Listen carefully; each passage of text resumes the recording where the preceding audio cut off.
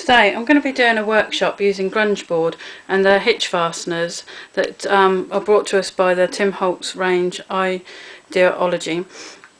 Now, I saw this last week on Create and Craft when Sheena Douglas was demonstrating it and making these wonderful bracelets, and then went on to making a watch, which I've made here the same as what was made on the show, and I just thought they were a really nice idea. One thing that got me to actually buy it was the fact that I enjoy my crafting so much, but as Sheena said at the time, you know, we make cards and all sorts, but we never really get to wear our things that we make. So this idea was appealed to me, and the fact that you could use your colours to coordinate with your items that your clothing that you're wearing. So today I'm going to go through a few hints and tips of how to actually make these products. So first, take your Grungeboard, which on the back it just tells you a little bit about it, saying it's a compressed flexible sheet of dinghy material which can be debossed texture, so it can be painted, inked, sanded, hammered, die cut or grunged.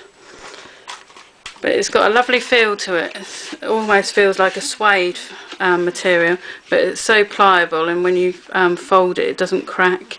And on the reverse, it's got a slightly textured feel to it. I personally like working on the smooth side.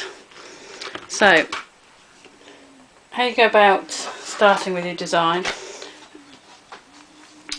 One of the good ideas that came up on the show was the fact that you make your cut your Grungeboard into 4 strips to make 4 bracelets. And a good technique here was to measure, which I found it was 1.25 inches, and then you can just mark top and bottom, make a sheet with the lines of the measurements, and then you've always got this as a reference, so how you can score. I've actually found that my ruler is the same width, so I just put it on the edge, and I use this viscous finger knife and just score down. And I find that normally 2 cuts will do it. And because I don't tend to put my blade in flat there, I just get a little nick at the top. So there you've got your bracelet. The other reason why I bought this product was because I want to make quite a few Christmas presents this year, and I thought it was really nice to be able to combine the two and don't feel quite so guilty about buying craft products. So take your board that you've got, and also another tip that was used is if you've got a wider wrist, is to actually lay it on the diagonal and cut it in the longer biased. So on the bracelet there's different techniques to go about colouring the base. I haven't actually got the Cosmic Shimmer paint that went on the show, so I've just played about over the weekend using different mediums for the base, and I'll go through a few of those. But the basics of the shape is that we want a hole at the bottom to put the hinge fastener on, and a larger hole at the top, so when you go about putting the two together, it just sits nicely on there. And then also you would sometimes like a nice rounded corner, and the tip that was used on the show was to get your pot and then just draw around the top of the lid, and then you can cut that away.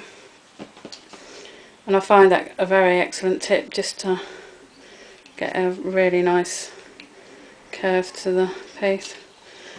So now you've got that, just going to show you a few different colourings to the base.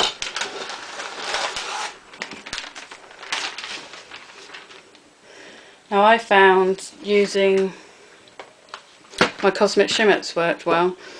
Now I've got two of my favourite colours are the Golden Mint and the Aqua Lagoon, and I'd got some ink from a previous project that I'd mixed up with the Golden Mint, but I also wanted a slightly different blue to match something that I wanted to wear.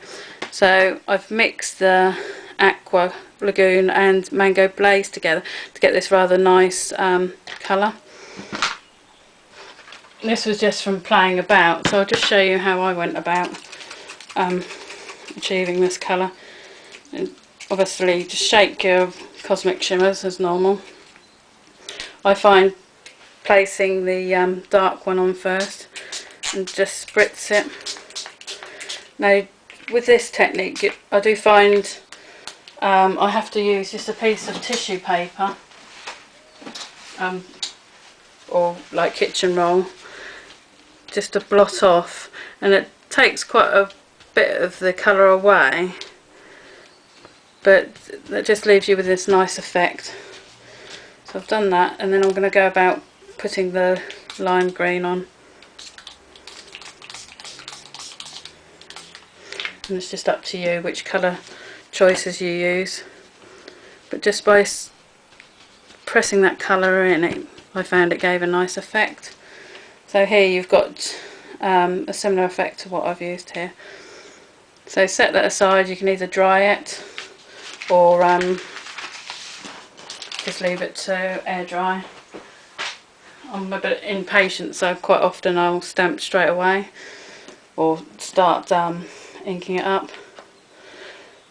So if you take your design, you can also go into the piece by just using some ink pad and just giving a distressed look on the piece. Just work it into however you want, really.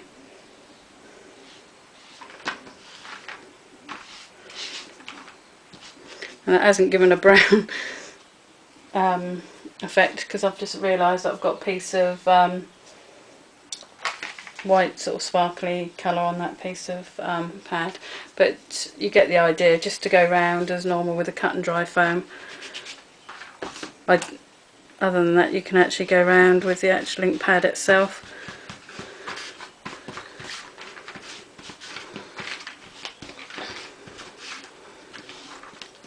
And that just gives a nice effect, and then also go around the edges, so it gives a leather effect.